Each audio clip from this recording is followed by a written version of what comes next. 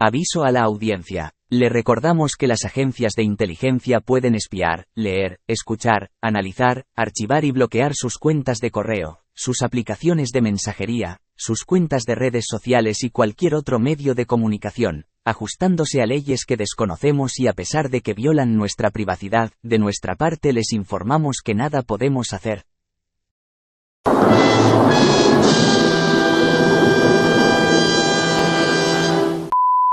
La celebérrima frase de Pogo, el personaje de la tira cómica creada por el genial Walt Kelly, que dice: hemos encontrado al enemigo y somos nosotros mismos. Ilustra muy bien lo que a menudo nos pasa. Cuando algo va mal, buscamos culpables. Así que esta cita es pertinente para este episodio. En los episodios anteriores de la primera parte de este estudio sobre la tentación definimos lo que la tentación es desde un punto de vista bíblico. Luego establecimos una diferencia entre lo que es una prueba y tentación. Y en el episodio anterior cubrimos brevemente que la tentación forma parte de un marco superior de una guerra espiritual. En este episodio revisaremos que para vencer la tentación debemos resistir el impulso de culpar a los demás. Y para vencer la tentación debemos reconocer nuestra naturaleza depravada.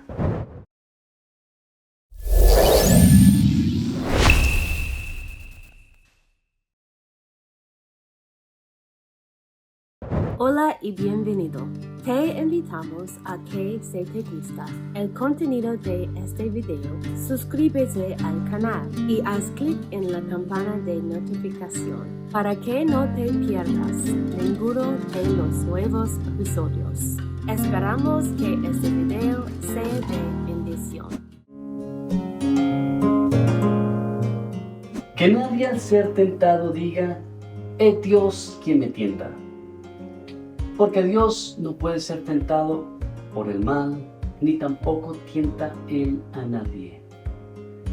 Cuando Jacobo exhorta a los creyentes a que no piensen en Dios como tentador en sus pruebas, incitándolos a hacer el mal, fue porque Él entendió la naturaleza humana.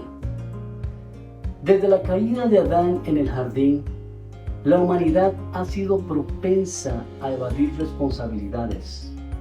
Cuando Dios le preguntó a Adán si comió del fruto prohibido, Adán no dijo: yo lo hice. No, inmediatamente culpó a Dios y a la mujer. Él dijo: la mujer que tú me diste por compañera me dio del árbol y yo comí. Luego la mujer culpó a la serpiente.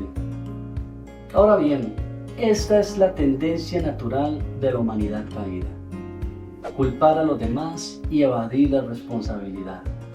Por lo tanto, la gente se apresura a culpar a las circunstancias, a los padres, a las debilidades, a los amigos, al medio ambiente, a la familia, al gobierno, a la condición económica, a quien sea lo que sea.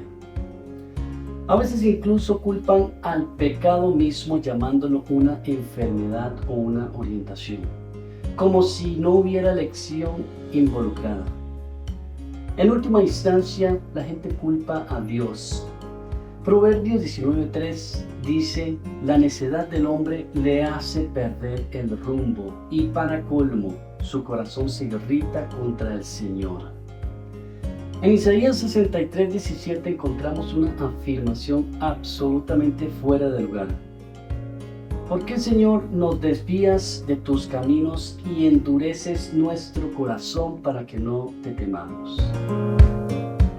El profeta nos recuerda que las Escrituras enseñan que Dios entrega a los impíos a una mente reprobada y endurece sus corazones. ¿Qué cosa tan espantosa es culpar a Dios por nuestro pecado? Desafortunadamente, esa es la tendencia de la naturaleza caída. Evadir la responsabilidad por nuestra conducta e inclusive llegar al punto de culpar a Dios. La exhortación de Jacobo en el versículo 13, que prohíbe de manera absoluta un pensamiento tan necio y fatalista de culpar a Dios por nuestras tentaciones, responde a dos elementos específicos de su contexto. En el judaísmo, el Yetzer Hara es la inclinación congénita por hacer el mal, violando la voluntad de Dios. En el judaísmo tradicional, el Yetzer Hara no es una fuerza demoníaca, sino el mal uso que el hombre hace de las cosas que el cuerpo físico necesita para sobrevivir. Por ejemplo, la necesidad de comida se convierte en glutonería debido al Yetzer Hara. La necesidad de procreación se convierte en promiscuidad y así sucesivamente.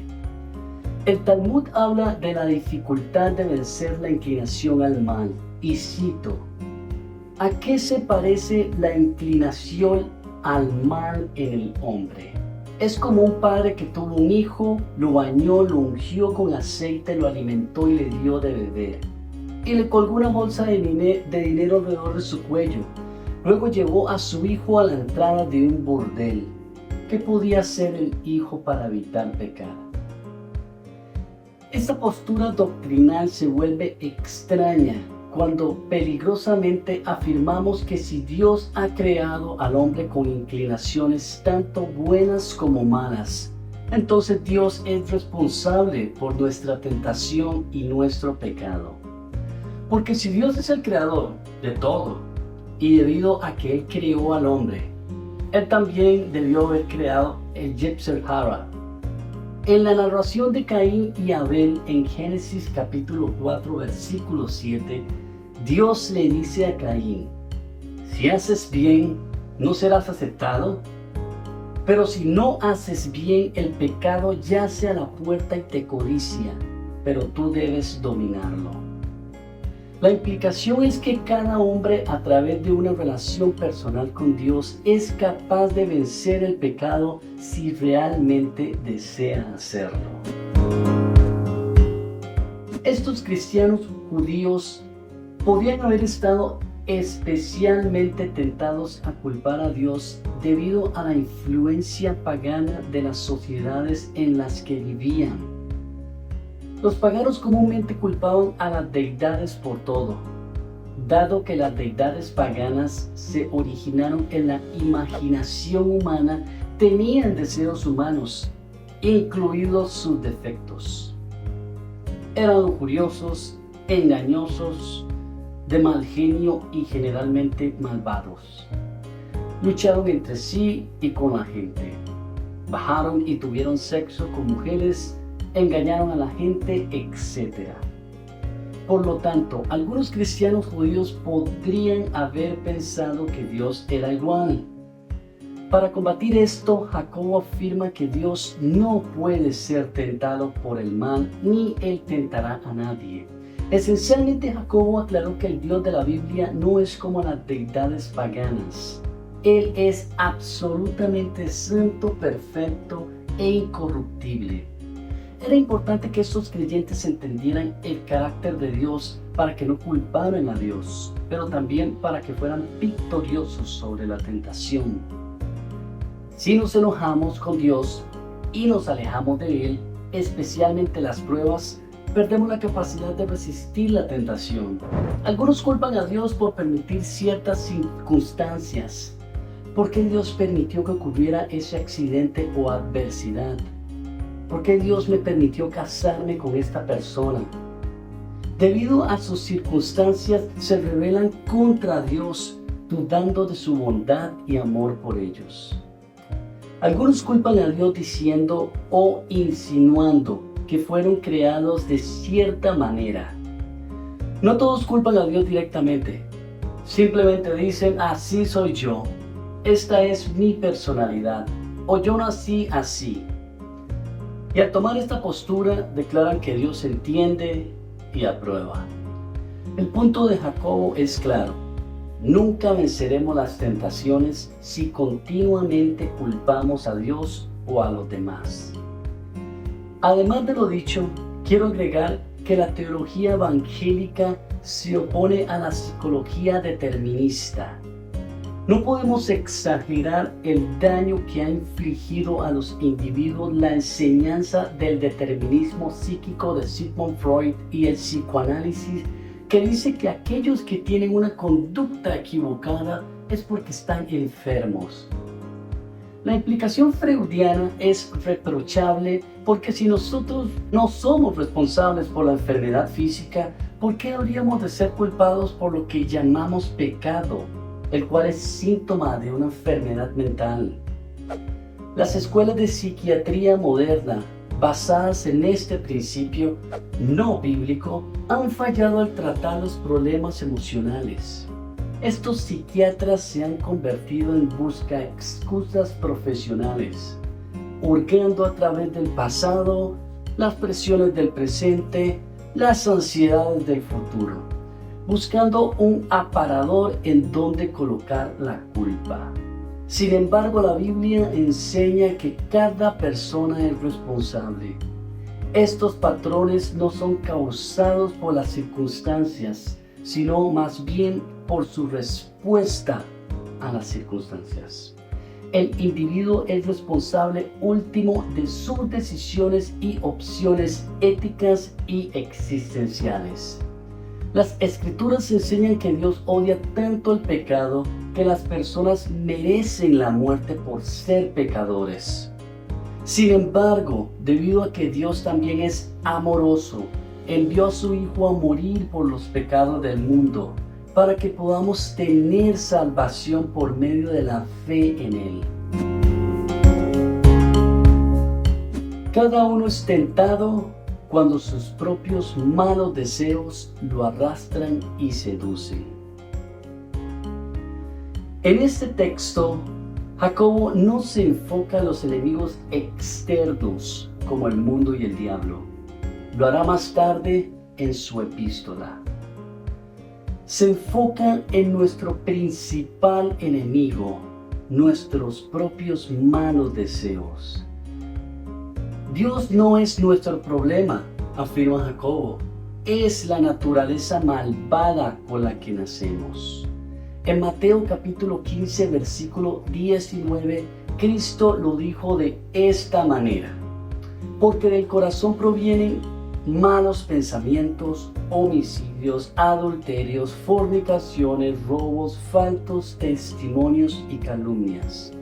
Asimismo, en Gálatas capítulo 5, versículos 19 al 21, Pablo escribió: las obras de la naturaleza pecaminosa se conocen bien: inmoralidad sexual, impureza y libertinaje, idolatría y brujería, odio, discordia, celos, arrebatos de ira, rivalidades, disensiones, sectarismos y envidia, borracheras, orgías y otras cosas parecidas. Les advierto ahora, como antes lo hice, que los que practican tales cosas no heredarán el reino de Dios. Juan Calvino describió el propósito de Jacobo como enseñarnos que en nosotros está la raíz de nuestra propia destrucción. Si para vencer la tentación no podemos culpar a Dios, a los demás, ni siquiera al diablo o a los demonios, entonces debemos mirarnos en el espejo y, al igual que Pogo, reconocer cuán mala es realmente nuestra naturaleza. Debido a que nuestra naturaleza es tan corrupta, Dios hizo dos cosas por nosotros. Número uno, lo primero es que en la cruz el poder de nuestra naturaleza pecaminosa fue derrotado. En Romanos capítulo 6, versículo 6, Pablo escribe: sabemos que nuestra vieja naturaleza fue crucificada con Él para que nuestro cuerpo pecaminoso perdiera su poder, de modo que ya no siguiéramos siendo esclavos del pecado. Esto no significa que ya no tengamos una naturaleza pecaminosa, simplemente significa que en la cruz Cristo la venció. Todavía seguimos siendo tentados por el pecado, pero ya no somos esclavos de él. Nuestra incapacidad para vencerlo ha sido eliminada. Pablo dijo que esta realidad es algo que los creyentes deben saber y que debemos considerar constantemente. En Romanos capítulo 6, versículo 11 dijo: así también ustedes deberían considerarse muertos al poder del pecado y vivos para Dios por medio de Cristo Jesús. Después de construir una teología correcta de nuestra naturaleza pecaminosa, debemos aceptar la victoria de Cristo sobre ella y luchar desde esa realidad. Sabemos que tenemos victoria sobre cierto pecado o inclinación, y es muy importante. Nos da ánimos para luchar, incluso cuando parece que estamos perdiendo. Si todavía somos tentados, pero la victoria es nuestra, esto es lo que debemos saber. El resultado de la guerra se resolvió hace 2000 años, pero debemos pelear fielmente nuestras batallas hasta que termine la guerra. Debido a la victoria de Cristo, no tenemos que ser esclavos del pecado y dudar de nuestra capacidad para caminar en victoria, incluso si algunas veces fracasamos o incluso si dudamos del resultado final. Lo segundo es que además en el momento de la salvación, Dios nos dio una nueva naturaleza que está facultada por el Espíritu de Dios para luchar contra nuestras inclinaciones pecaminosas. Pablo escribió esto en Gálatas capítulo 5 versículos 16 y 17. Digo pues, anden por el Espíritu y no cumplirán el deseo de la carne. Porque el deseo de la carne es contra el Espíritu y el del Espíritu es contra la carne. Pues estos se oponen el uno al otro, de manera que ustedes no pueden hacer lo que deseen. Gran parte de la madurez y crecimiento espiritual consiste en aprender a vivir en el Espíritu y librar esta batalla dentro de nosotros. Leer la palabra constantemente, orar, tener comunión con los hermanos y hermanas en la fe, servir, etc. Además, parte de la madurez espiritual es aprender a matar de hambre a la carne. Como dijo Pablo, si vivimos en el Espíritu, no alimentaremos los deseos de la carne. No quiero profundizar esto en este episodio porque será desarrollado posteriormente en la segunda parte de la serie. Jacobo escribe a estos santos que experimentan varias pruebas y los alienta sobre cómo vencer la tentación. Número 1, para vencer la tentación debemos resistir el impulso de culpar a los demás. Número 2, para vencer la tentación debemos reconocer nuestra naturaleza depravada. Un par de consejos. Primero, para vencer la tentación debemos discernir nuestras áreas de vulnerabilidad. Aunque todos experimentemos tentaciones ordinarias, para algunas personas ciertas tentaciones son más fuertes según la exposición, el entorno que crecieron o incluso la genética. Por ejemplo, si me ofrecieran cocaína, no tendría ninguna tentación hacia ella, porque nunca la he experimentado. Sin embargo, otra persona podría tener una gran batalla en esa área. Satanás conoce nuestras vulnerabilidades y tratará de inducirnos a esas tentaciones. Por lo tanto, debemos estudiarnos a nosotros mismos para ayudar a vencer la tentación. Segundo, después de conocer nuestras áreas de vulnerabilidad, debemos idear estrategias para evitar situaciones tentadoras. Para una persona que lucha con una gran inseguridad, necesita evitar las cosas que alimentan esas inseguridades. A veces para las mujeres eso significa evitar las revistas que enseñan que sus cuerpos deben verse de cierta manera, o incluso evitar a las personas que continuamente alimentan esas inseguridades. Para una persona que lucha contra la lujuria, eso significa evitar cualquier cosa que pueda despertarla, películas, sitios de internet e incluso establecer límites adicionales en las relaciones. Para la persona que luche contra la depresión, Eso podría significar evitar actividades y procesos de pensamiento que lo lleven al desánimo y practicar aquellos que lo animen. Para una persona que luche contra la tentación de la embriaguez, podría significar no estar cerca de personas que disfrutan del licor. A menudo, debido a nuestras vulnerabilidades, debemos tomar precauciones especiales que otros tal vez no necesiten. Les recordamos que si necesitan alguien con quien hablar, nos pueden contactar a través de cualquiera de nuestros canales de comunicación. Soy TJ Barquero. Hasta la próxima. Hey Batman, ¿sabías que Ana Méndez puede hablar con los billetes? ¡No seas ingenuo!